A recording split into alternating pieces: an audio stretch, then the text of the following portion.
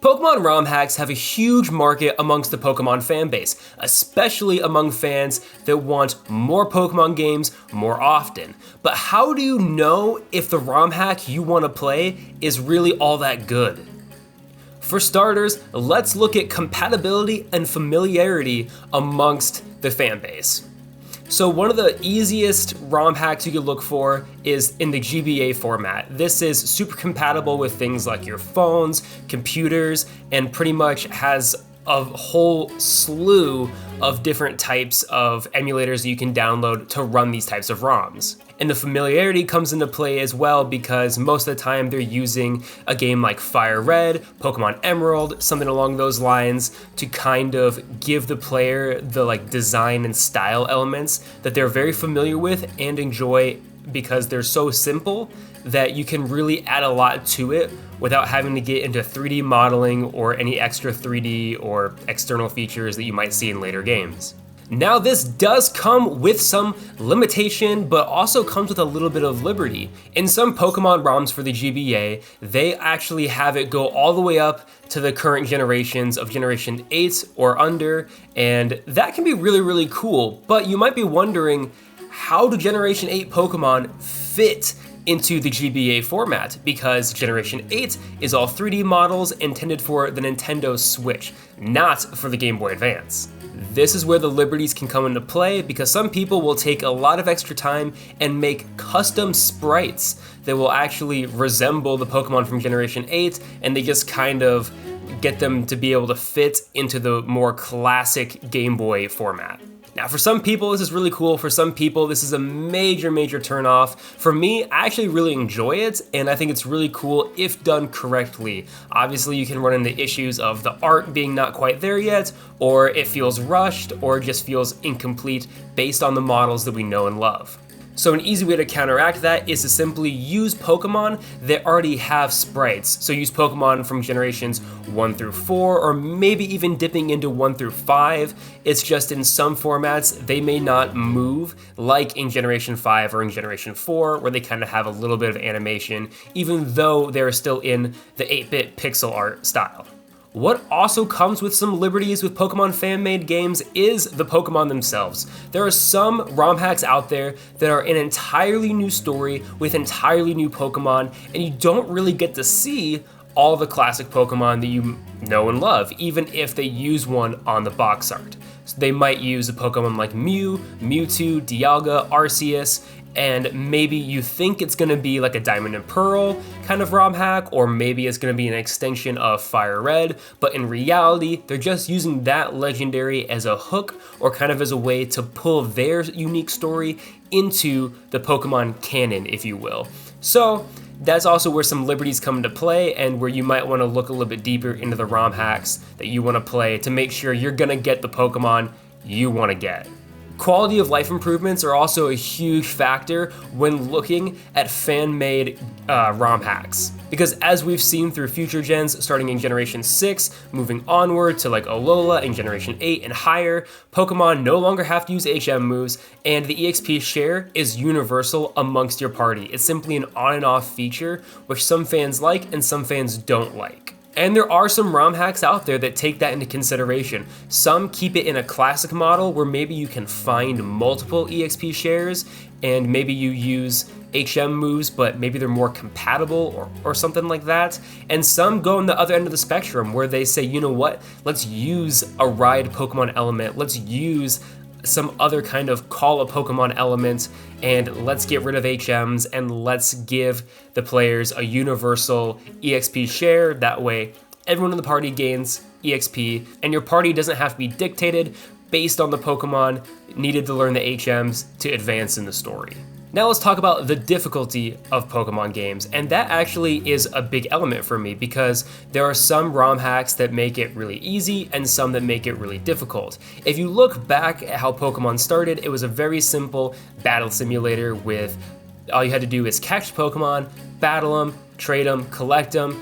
Very simple. There wasn't a lot of external things to do in the overworld or in the world of Pokemon. It was pretty much you battle to excel, and which means you need to grind, and that's where kind of the difficulty came into play, is that you would just go up against higher level opponents each time.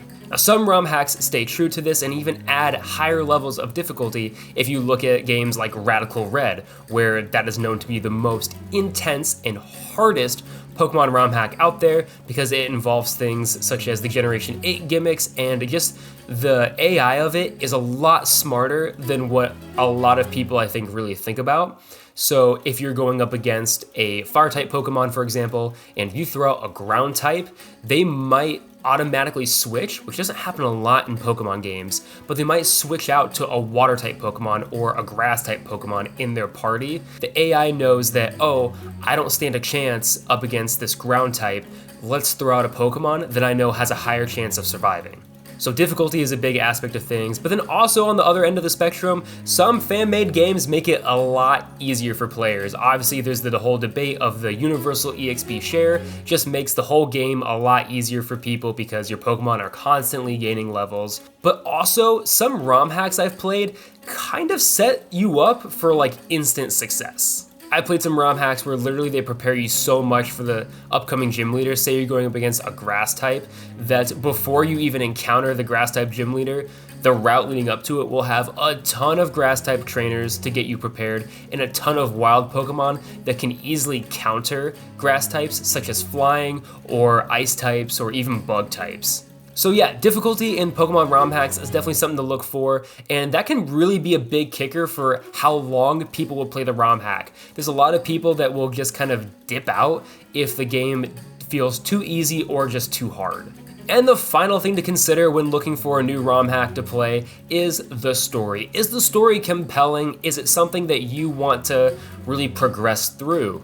Now, the Pokemon storyline has been arguably kind of stale and arguably kind of inventive throughout the entire course of Pokemon, starting from a 10-year-old taking down a criminal organization to now in Generation 9, we're looking at you're fighting the school bullies. But that doesn't mean that stories are bad. It's just when you look at ROM hacks, it's very interesting because there's a lot of kind of freedom and creativity that can come with your story. If you're playing a Pokemon game that kind of resembles Fire Red and the story is still you're going up against Giovanni, but you just have new Pokemon, in my opinion, that's not a very creative use of a ROM hack if you're just adding in some updated Pokemon. It's a lot more engaging, a lot more interesting if you're playing a game that has a new, unique story. Yes, you can use the sprites of Giovanni, you can use kind of that same like tactic of, oh, you meet him in the underground of the Pokemon kind of gambling hall area, that's where you first meet him type of thing. He's still a gym leader, but maybe you give him a new name and maybe a new backstory. Maybe instead of trying to just like obtain Pokemon for like capital greed, maybe it's something where kind of like in Generation 5, he's trying to be a liberator or he's trying to harness the power of like the Ultra Mewtwo. If you're looking at something like Radical Red, where they introduce things like Mega Pokemon or things like Gigantamax Pokemon, maybe that can be added into the story to just make it a little bit more dynamic. Now, those are some of the big elements I look at when I'm playing a ROM hack of a Pokemon game that's fan-made especially, just to kind of see where the creativity lies and if this is a game I want to recommend to people, because ultimately that's what my goal is when I play a fan-made game, is to either play it on stream or to tell my friends and to tell my community, hey, this is a really awesome game, I hope you all check it out and support the people that actually created this game. If you kind of fall flat in a lot of categories, if it's just too easy or too hard or just it feels like the same game but you just gave me some new Pokemon to play as, it's likely that people are going to be less inclined to share it and honestly enjoy it.